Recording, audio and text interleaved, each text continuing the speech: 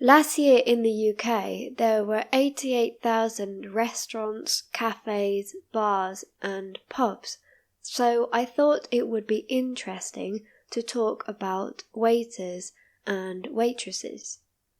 In American English, the word waiter or waitress would be server, and it is used for both female and male workers.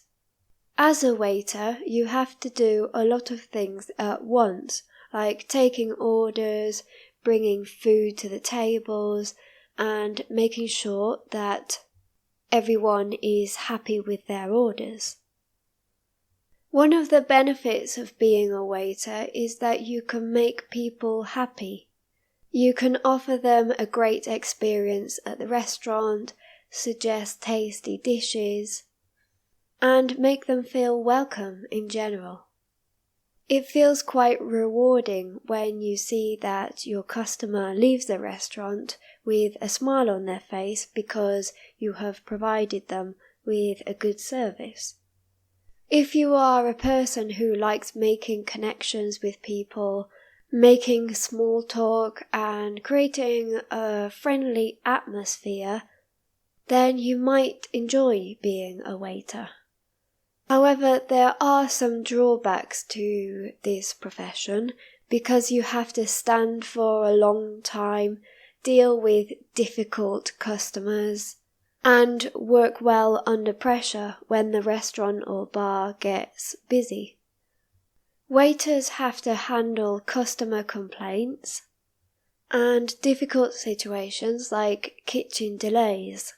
They have to collaborate with other restaurant staff to coordinate the orders, manage the table turnovers, and deal with any problems that arise.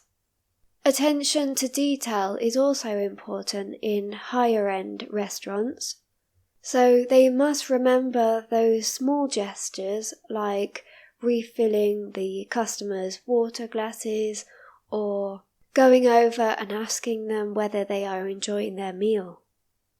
Waiters should also be familiar with the restaurant's menus, especially their drinks like their wines, beers, or soft drinks.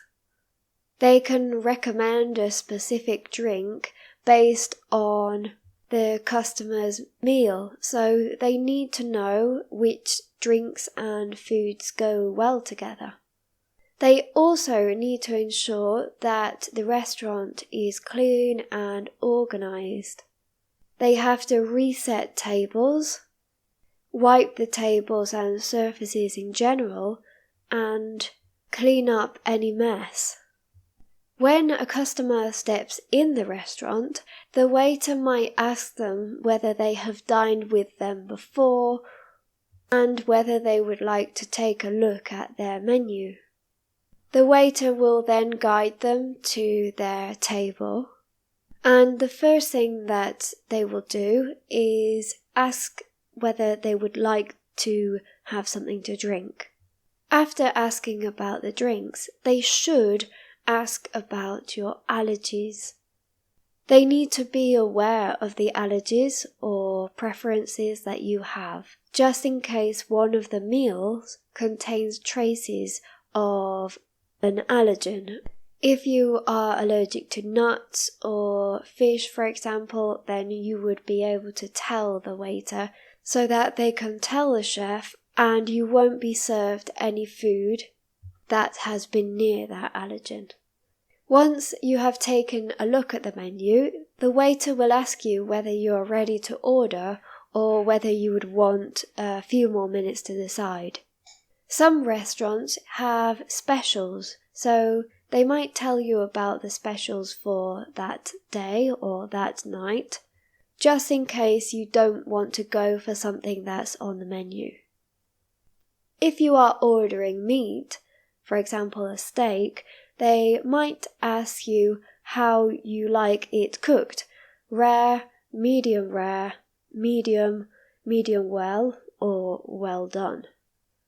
They might also ask whether you would like an extra sauce on the side.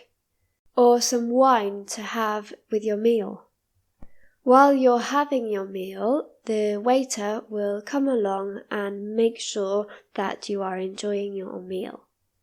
Then, when you have finished, they will ask whether you want a dessert to finish off your meal. They normally ask this after you have finished your main meal. They don't ask you at the start when they ask for your drinks and your meal. If you were too full to finish your meal, they might ask whether you would like them to box up the leftovers so that you can take them home and enjoy them the following day. If you are celebrating a special occasion like a birthday, then it's important to tell the waiters beforehand so that they can prepare a cake for you with a candle on it. Depending on the type of restaurant, they might ask how spicy you would like your dish to be on a scale from mild to hot. They normally ask this when I go to an Indian restaurant, for example, because some people prefer a mild curry, whereas others prefer a very hot one. If you're ordering a takeaway, the questions that they ask will be different. First, they will ask for your name and contact number for the order. Then, they will ask you to provide your delivery address, and they might ask you to tell them whether there is a landmark to help their driver find the address.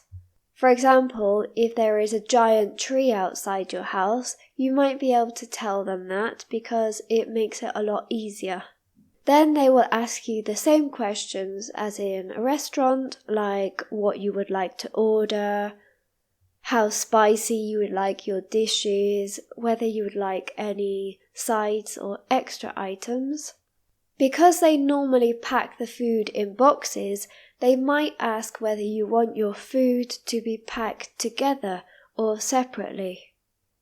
Some people want the rice and the meat in the same box, for example, whereas others prefer to receive it separately and mix it themselves.